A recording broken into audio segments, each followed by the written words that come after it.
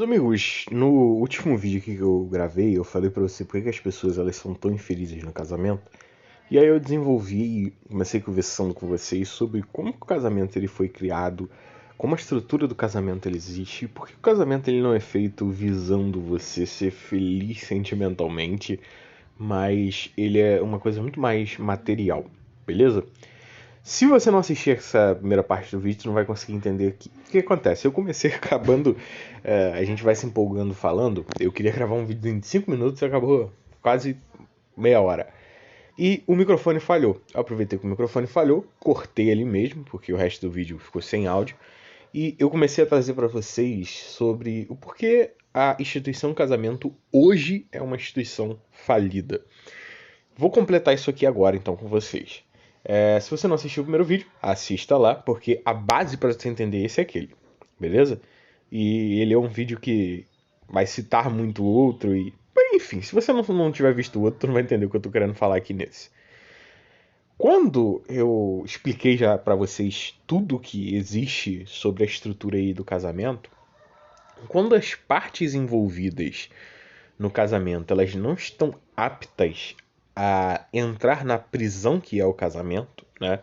Porque o casamento ele é um item objetificador tanto do homem como da mulher. Ele vai ter obviamente ganhos, né? Eu não sei se cheguei a comentar com vocês no outro vídeo, mas os ganhos existem, né? Por parte do homem é ele poder passar o gene dele adiante, poder ter acesso a sexo irrestritamente. Para a mulher, ela poder ter recursos, né?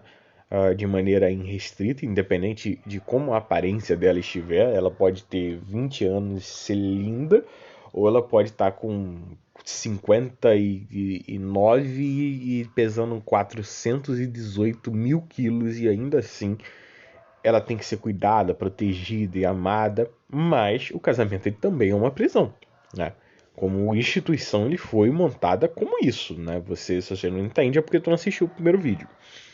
Mas essa estrutura que foi montada aí como base da propriedade, com base na propriedade privada e na própria ideia do patriarcado, né? Porque tudo isso é verdade, ele tem custos. E o casamento ele é uma instituição falida porque a partir do momento em que as pessoas elas não estão mais dispostas a pagar o preço dessa instituição, não tem como você manter. Imagina, é como se fosse uma faculdade, né? Uma faculdade federal. Se o governo não mandar dinheiro para poder fazer reforma, a faculdade ela vai começar a cair nos pedaços até um momento que vai ter que fechar, né? Ou uma faculdade, vamos pensar numa escola pública, se ninguém for lá pagar mensalidade, ela vai falir. Não tem como você manter se as pessoas não pagarem o preço que é o casamento, né? Para o casamento como instituição dar certo, as pessoas têm que estar se sacrificando no altar do casamento, senão causa-se um problema muito grande. E o que seria, né, esse sacrifício aí no altar do casamento? O que as partes elas estão mais dispostas a pagar? Quando você olha, por exemplo, hoje, a mulher ela vai decidir casar. Vou começar pela mulher, mas presta atenção nesse vídeo, tá? Se você tá achando aqui que nesse vídeo eu vim aqui pra falar mal de mulher, eu não vim. Isso aqui é uma análise da realidade. Eu vou falar de mulher, de homem, eu vou falar da verdade das coisas. A mulher ela vai decidir se casar lá com uns 30 e poucos anos de idade, né?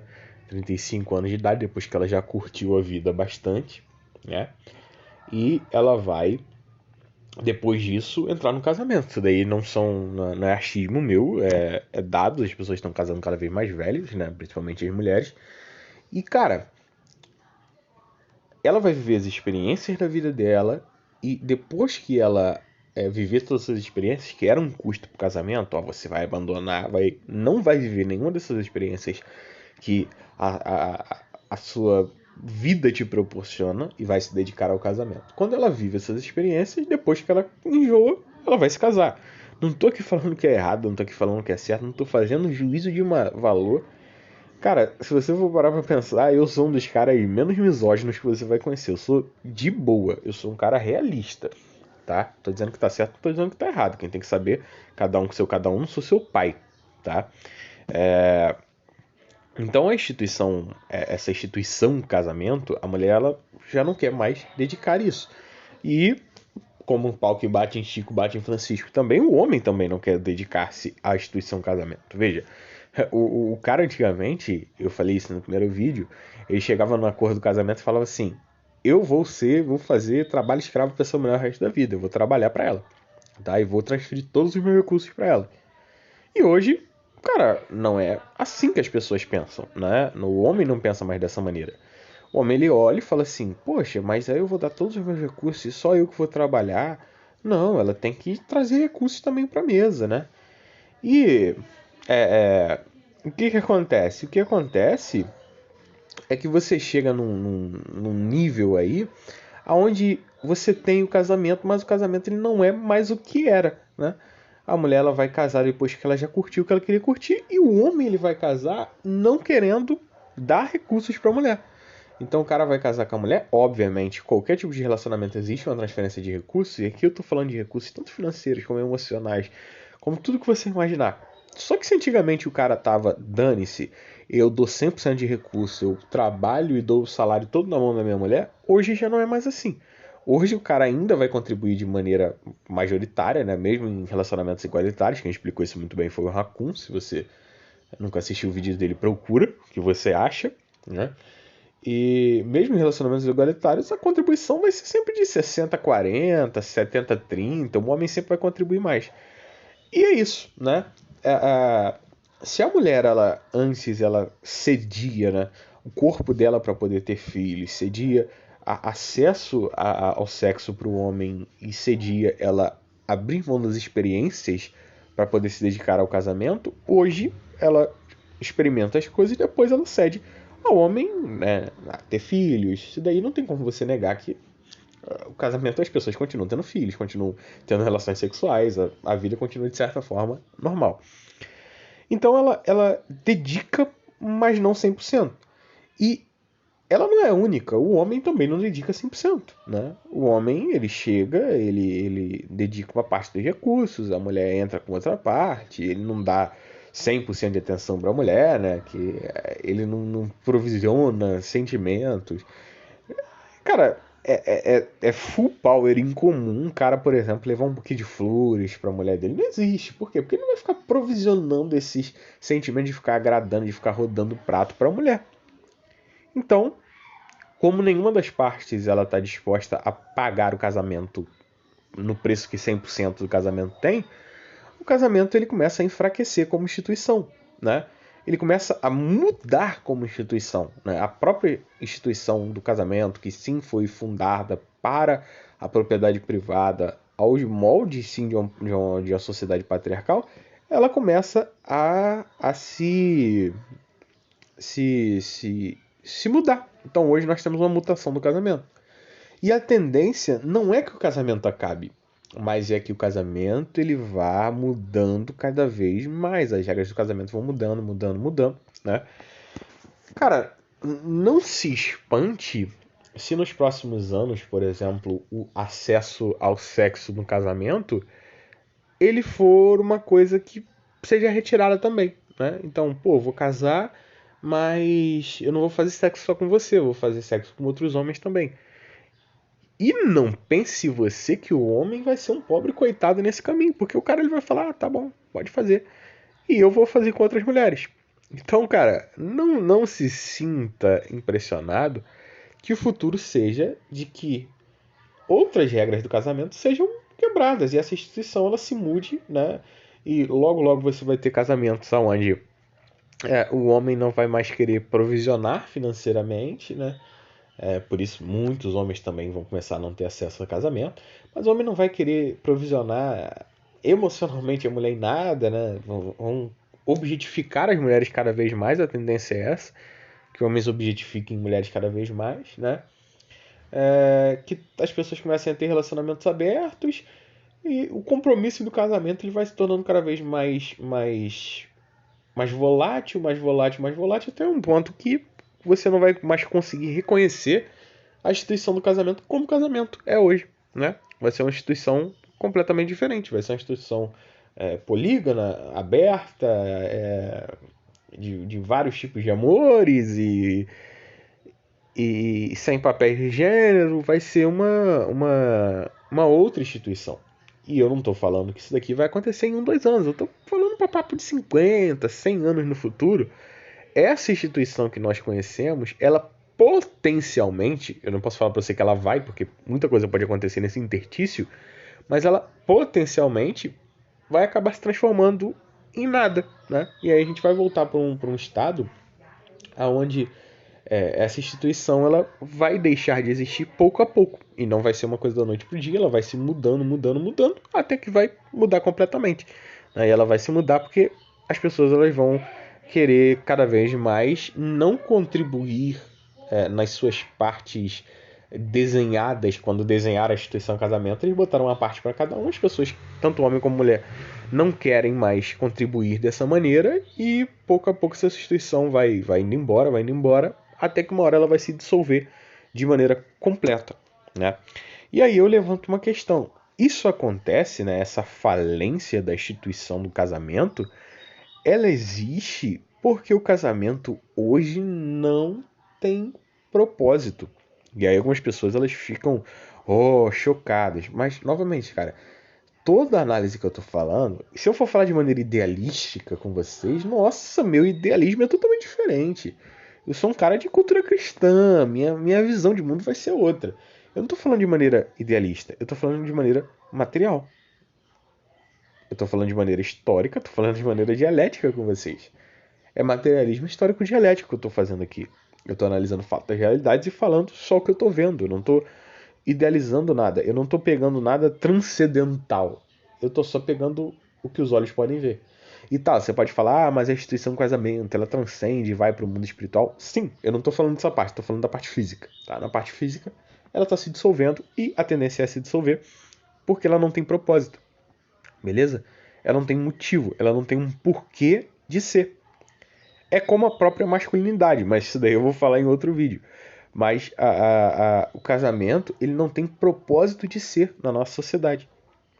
Beleza?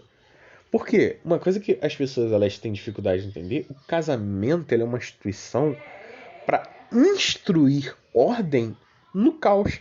Se você já tem uma sociedade que tem ordem, não há necessidade do casamento. É simples assim.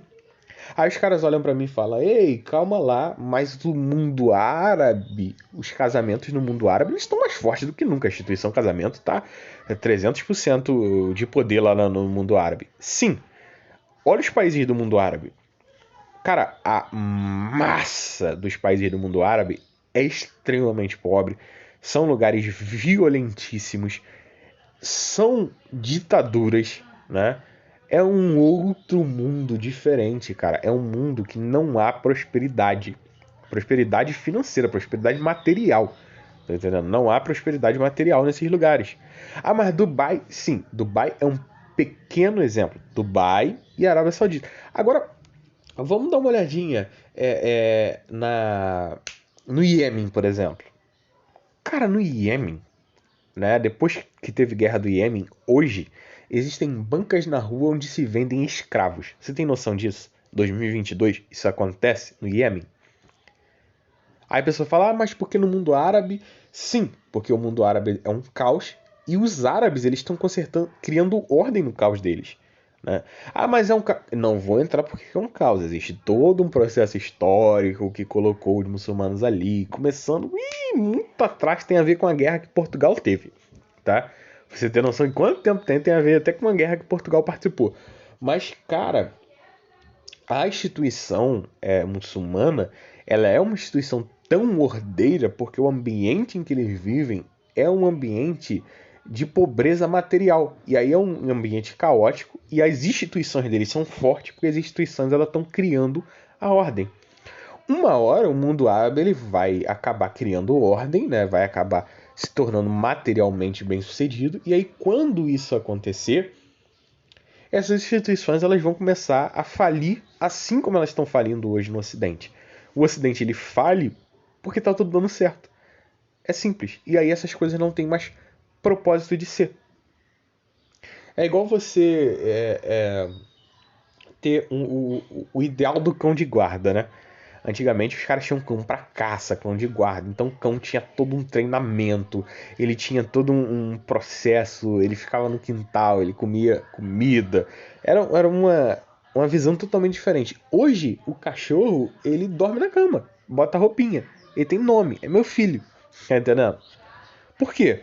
Porque, cara, o cachorro, como o ente cão de guarda, a instituição. Claro que o cachorro ele não é instituição, gente. É só pra vocês poderem entender, tá? A instituição cão de guarda, né? A instituição cão de caça, ela não tem mais propósito. Cara, ninguém caça um cachorro. Aqui no Brasil, pelo menos, né? Ninguém não, né? Mas 99% das pessoas não caçam um cachorro. Você quer carne? Você não vai pegar teu cachorro, vai entrar pro meio do mato, vai matar um javali e vai trazer. Não. O máximo que você faz é ir no mercado comprar um javali. Mas tu não vai comprar, tu vai comprar filé de peito de frango. Entendeu? Desfiado. Tu não quer nem osso pra tu não ter trabalho. Então, essa, entre aspas, porque não é só um exemplo, essa instituição cão de caça, ela perde o propósito de si e se transforma em outra coisa. E aí hoje não existe mais o cão de caça. Existe o cão, né? É um pitbull gigante, musculoso, que usa touquinha de Natal. E tem o nome, sei lá, Fof é o nome do cachorro.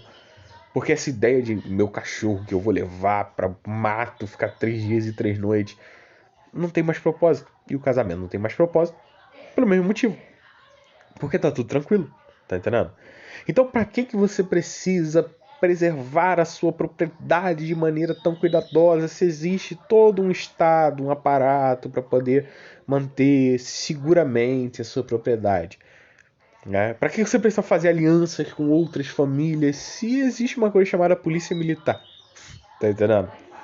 Se existe uma coisa chamada dinheiro, você vai lá, trabalha e compra o que você quer. Tu não precisa fazer alianças.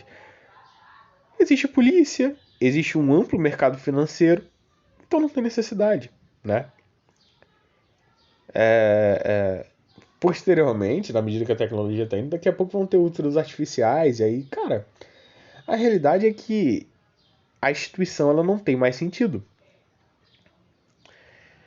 Você quer ver lugares onde o casamento ele ainda tem alguma visão institucional? Olha o lugar, por exemplo, a China. A China ela tá lá fazendo força para manter a masculinidade, né? Aí muitas matérias vindo, olha, a China preserva a masculinidade enquanto nós ocidentais, tal. Tá, beleza. Mas por que a China tá procurando essas instituições tradicionais fortes? Cara, a China, eu não sei se vocês sabem, há 40 anos atrás, a China era um lixão a céu aberto, tá? A China era um lixão a céu aberto. A China, ela está se desenvolvendo, inclusive a China, ela é hoje um híbrido. A China não é completamente comunista.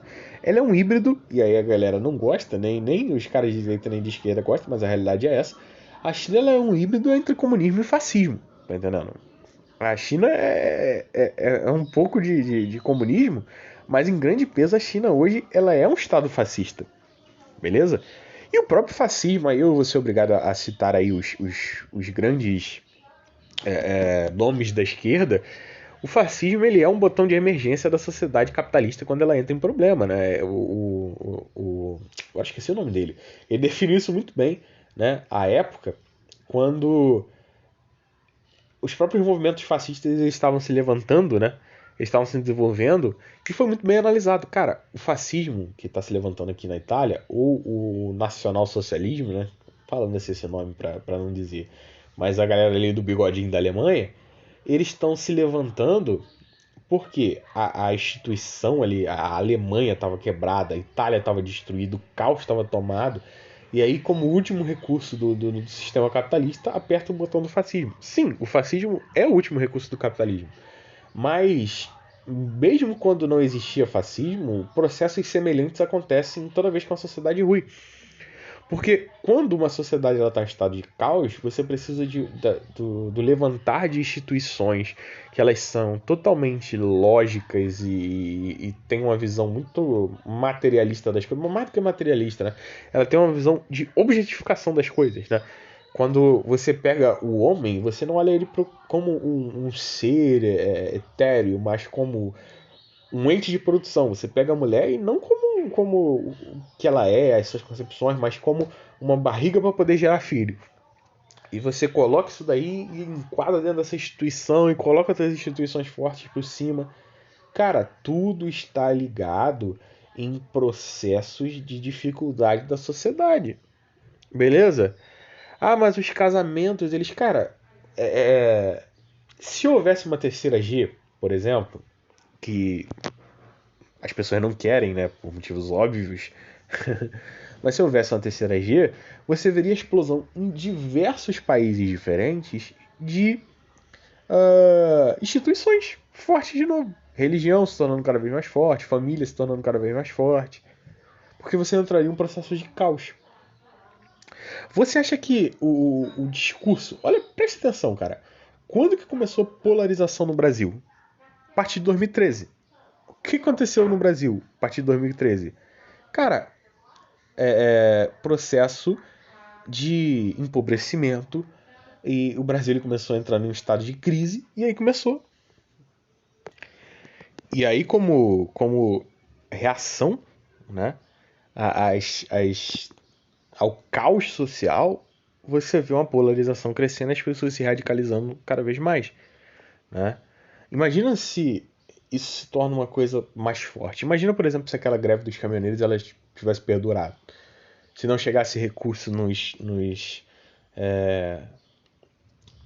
mercados, nas farmácias, a sociedade ela teria se transformado em outra coisa totalmente diferente. E hoje, se bobear, o Brasil seria igual um califado islâmico, né?